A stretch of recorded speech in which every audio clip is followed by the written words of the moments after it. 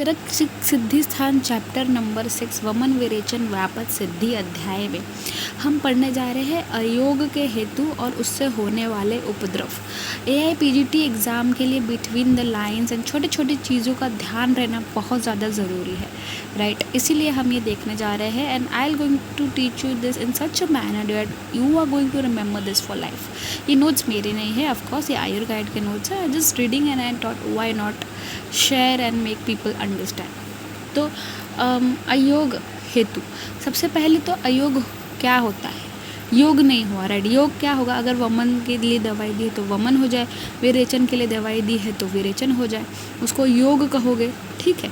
अयोग क्या है कि वमन के लिए दवाई दी, वमन हुआ नहीं, या वमन के लिए दवाई दी, विरेचन हो गया, ऐसी जो कंडीशन होती है, जो गलत हो जाना, ठीक है, उसको अयोग कहा जाता है। तो इसके कितने हेतु दिए हैं, 4 हेतु दिए हैं, ठीक है। तो सबसे पहले क्या लिखा है यहाँ पर, अस्निग्ध अस्विन्न देह।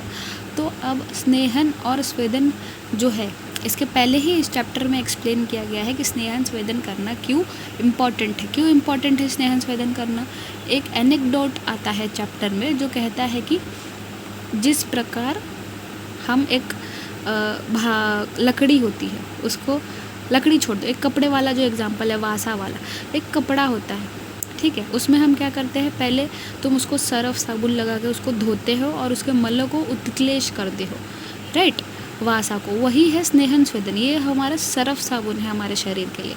हम क्या करते हैं, अपने जो दोष है उनको उत्क्लेश करते हैं स्नेहन स्वेदन करके, राइट। बट इससे दोष चले जाएंगे क्या, नहीं जाते हैं, फिर वो शोधन से फिर जैसे पानी डालोगे फिर वो कपड़ा क्लीन हो जाता है, उसी प्रकार तुम शोधन दे दो, वमन दे दो, विरेचन दे दो और वो उत्क्लेशित दोष निकल जाएंगे। तुमने स्नेहन स्वेदन किया ही नहीं, ठीक है, साबुन सरफ लगाया ही नहीं, सिर्फ कपड़े पानी से धोए जा रहे हो, तो क्या उसके दाग निकलेंगे, नहीं निकलेंगे, राइट। अयोग जन्य उपद्रव करेंगे वो। कपड़ा तुम कितनी बार धोगे उसी चीज़ के लिए, नहीं निकलेंगे, राइट। तो अस्निग्ध अस्विन्न शरीर है तो वो क्या होगा, अब वो अयोग बनेगा, उसका योग ही नहीं बनेगा, फालतू हो गया वो, ठीक है, वेस्ट हो गया।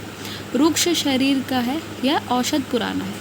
रुक्ष शरीर या औषध पुराना का क्या मतलब होता है, यानी कि एक्सपायर्ड मेडिसिन, जो एक्सपायर हो चुकी है हमारी मेडिसिन, वो क्या ही काम करेगी, कुछ काम नहीं करेगी।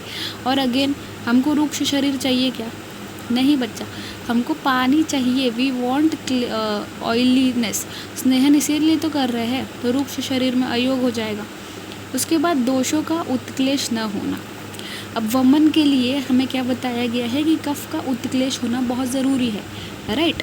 हम उसको क्या पिलाते हैं, गन्ने का जूस या फिर कफ उत्क्लेशित ऐसा आहार वगैरह उसे दिया जाता है जिससे उसका कफ बढ़े और इतना बढ़ जाए कि उसे आसानी से निकाला जा सके। उसी प्रकार पित्त में कफ को कम करना है, तो अगर वो कंडीशन नहीं है, कफ बढ़ा ही नहीं है, तो क्या योग हो पाएगा, है ना।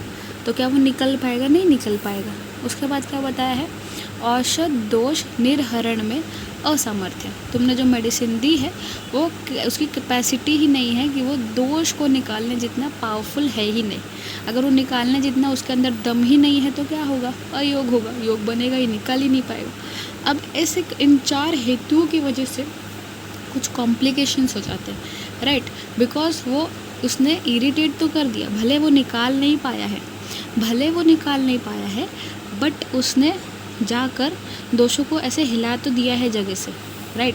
अब अगर तुमने सरफ साबुन नहीं भी लगाया है, एक कपड़े पे गंदा लगा है, तुमने सरफ साबुन नहीं लगाया, बट अगर तुमने डायरेक्ट पानी में उसे डाल भी दिया तो क्या होगा, तो वो हिल तो जाएगा अपनी जगह से, राइट, वो दाग फैल जाएगा और बहुत ज़्यादा ख़राब हो जाएगा, उस पर पानी लग गया तो, ठीक है। तो वही होगा यहाँ पर भी, कुछ उपद्रव हो जाएंगे यहाँ पर, जैसे कि विभ्रंश से पता, जो भी तुम समझते हो आज से समझ लो कि विभ्रंश का मतलब होता है सीधा सीधा कि अगर तुमने वमन के लिए औषध दी है तो उससे क्या हो जाना, विरेचन, और तुमने विरेचन के लिए औषध दी है तो उससे क्या हो जाना, वमन, ठीक है। वाइसी वर्सा सिचुएशन जब हो जाती है उसे विभ्रंश कहा जाता है। अब दूसरी चीज़ होती है शवथु। शवथू क्यों हो जाएगा बच्चों? क्योंकि उसने हिला दिया ना, दोस्त तो बाहर आ गए, बाहर निकले नहीं लेकिन अपने अपने गढ़ से बाहर आ चुके, एक्स्ट्रा सेलुलर स्पेस में आ गए हैं। अब वो एक्स्ट्रा सेलुलर स्पेस में अक्यूमुलेशन होगा फ्लूइड का, तो स्वेलिंग तो आएगी, तो शवथू। उसके बाद सारे दोष है, नर्व्स को इरिटेट कर रहे हैं, तो हिक्का। हिक्का के बाद इतना सब चल रहा है बॉडी में, तो ब्लैकआउट हो ही जाएगा, राइट। तो ब्लैकआउट देखिए सब समझने के लिए है, it is not very much like हाँ ऐसा ही होता है, ये बस आपको अंडरस्टैंड रहे और याद रहे। पिंडिको उद्वेष्टन, राइट। पुरुष वेग धारण का भी एक लक्षण है ना। तो अगर हमारे अंदर कचरा भर गया है उसी तरह, तो वो वही सिम्टम आएगा ना, पिंडिको उद्वेष्टन। वमन का अयोग पढ़ा है तुमने, तो कंडू देखा होगा, तो वमन का अयोग ही हो रहा है कहीं ना कहीं, वो कंडू। विरेचन के अयोग में उरुसाद पढ़ा होगा, और विरेचन का अयोग ही तो हो रहा है, तो उरुसाद। तो इस प्रकार ये जो 7 चीज़ें हैं, ये है अयोग के उपद्रव।